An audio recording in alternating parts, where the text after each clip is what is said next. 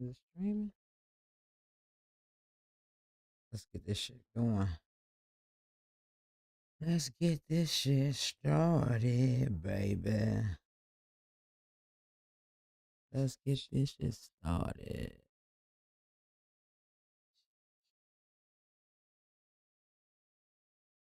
So the federal government just closed and shut down. What does this mean? Russ Vaught, the director of the Office of Budget Management, just came out and said they are about to start laying off people in droves. Some 100,000 federal workers are expected to resign formally from the federal government today. About 23% of the workforce, roughly 547,000 employees, have been furloughed. And so many employees are being affected by this. They're being faced with furlough, the possibility of being fired, but most importantly, they're not getting a paycheck. Y'all know what it is. It's Lavelle, the female pipe popper. It's pimpin' time. And this what we gon' dig into, and this what we gon' talk about on this show. We talking about a lot of things that nobody gon' talk about. In the LGBT, and they already been talking about. News that you can use, better keep your ass in tune. Get some popcorn for the show. Let me introduce you to It's Pimpin' Time. It's pimpin' time. It's pimpin' time. It's pimpin' time. It's pimpin' time. It's pimpin' time. It's pimpin' time. It's pimpin' time.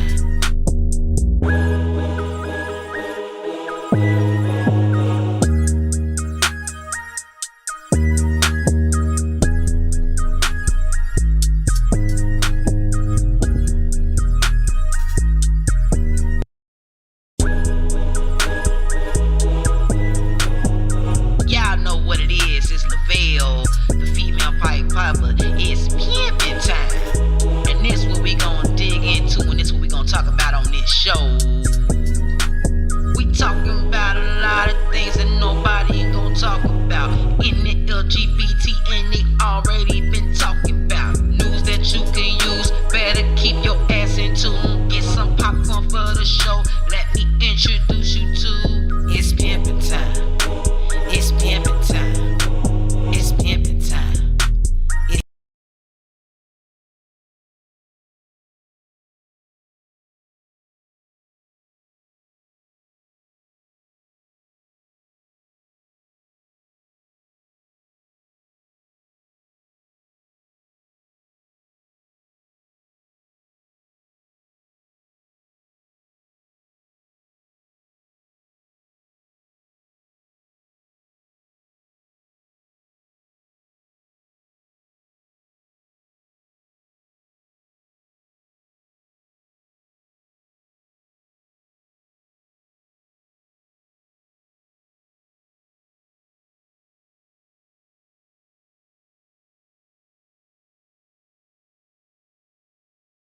Let's go.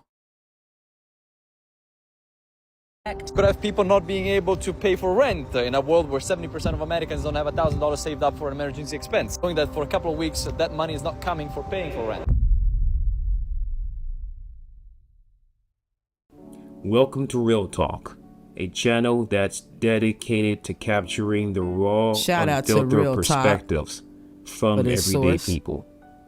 No commentary, no interruptions, just real people voicing their frustrations and opinion about the economy. My name is Jesse, and in today's video, Possibly within 2 days. Russell Val also warned that women, children, and infant nutrition programs will run out of funding by next week if the government remains shut. Please follow for more news. And who do you blame, Republicans or Democrats? Yeah, who do you blame right now? I'm not into politics. I'm just giving you news you could use because y'all need this news. A lot of y'all here on this bullshit with all this drama and just still living in la la land. Y'all got to get out of la la land. And I'm speaking to y'all ladies, whether you straight, queer, trans, whatever. I'm speaking to all of y'all. Y'all got to get out of this la la land shit and this mentality because there's a lot of stuff going on. And like I said, it's news that you could use. And at the same time, let me mute this if I can. There we go. It's news that you could use because If you don't know what's going on around you, like I keep stressing this. You don't know what's going on around you, anything can happen and it will end up happening to you. And then don't feel bad and don't go off on the next person and try to blame the next person on why you going through what you going through. Because I'm giving you the damn news you can use. So let's get back to it. Hey there, everyone. Sean here, a federal employment attorney. We just got a new memo from OMB and OPM regarding RIFs. It came out yesterday. This is new breaking, and I want to break it down for you in plain English and kind of read some tea leaves. First off, we've got new clues about possible large-scale reduction in forces, RIFs, across federal agencies. This memo lays out a two-phase plan. Phase 1 starts with a major cut and reorganization plan due by March 13th, and Phase 2 follows by April 14th. Essentially, agencies are being told to cut non-essential positions, consolidate offices, and maintain a strict hiring freeze. They're talking about possibly one new hire for every 4 people who leave the agency. So what does that mean for you? Well, if your position isn't specifically required by statute, or if you're in a function that can be automated or outsourced, there's a risk your job could be on the chopping block. The memo also encourages renegotiating union contracts to speed all of this up. We'll see them targeting so-called, quote, non-critical roles first and focusing RIFs where they think employees aren't essential in a government shutdown scenario. Here's the big timeline to keep in mind. Agencies have to identify which positions to reduce as soon as possible, then notify employees who might be let go. Usually there's a 60-day notice period, but there's signs this could be a 30-day notice period if OPM approves it and they get waivers. So the Trump administration gave agencies until yesterday, Thursday, to submit their layoff plans. But I wonder if they accounted for the fact that that day, 2 federal judges separately would order thousands of their wrongfully fired employees reinstated. Looks like they might need to redo all their plans because right now they're in a serious pickle. Federal agencies were scrambling this week to finalize and submit their reduction in force or RIF plans, aiming to carry out deeper cuts across the federal workforce. But now, 2 separate judges have ruled that many of the mass firings of probationary employees violated federal law, forcing agencies to reinstate employees that they just purged. So what happens now? Agencies are expected to slash thousands of additional jobs, with education, VA, Social Security, and even NASA planning massive layoffs. But with these court rulings, the administration is now legally blocked, according to one of them, from carrying out RIFs. Oh yeah, and I'm just gonna say this. For those who are receiving food stamps and the ones that was playing with the system and you was out here constantly, and again, I'm speaking to the ladies, you was out here constantly having kids and kids and kids and kids just to see over $1,000 in food stamps and $3,000 and all that other shit. They cutting y'all water dry. They cutting it dry. You see all this other shit that's getting cut off. Let's get back into it. Dollar weakness is a common feature of government shutdown. Woo. There they said it. The dollar weakness. Let's get into it. Okay, when a government shuts down, I mean, obviously that's not a good look. That screams political instability and it hurts a country's currency. It's common that a US government shutdown weakens the US dollar, which, I mean, already it's having a terrible year. But if the dollar weakens even further because of this, that's going to be good for commodities. That's going to be good for gold and also for silver. But listen, in my opinion, we are in the middle of a monetary reset. We're in the middle of the great melt-up.